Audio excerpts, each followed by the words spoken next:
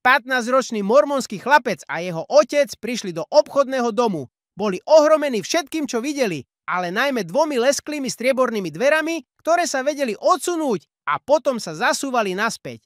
Chlapec sa spýtal, čo je to otec? Otec nikdy nevidel výťah a odpovedal mu, synu, nikdy som nevidel nič také v mojom živote, neviem, čo to je. Kým chlapec a jeho otec sledovali s úžasom, tučná stará dáma na invalidnom vozíku sa presunula k pohyblivým dverám a stlačila tlačidlo. Dvere sa otvorili a pani pomedzi ne prešla do malej miestnosti. Dvere sa zasunuli a chlapec a jeho otec sledovali, ako sa malé čísla nad dverami postupne rozsvecujú.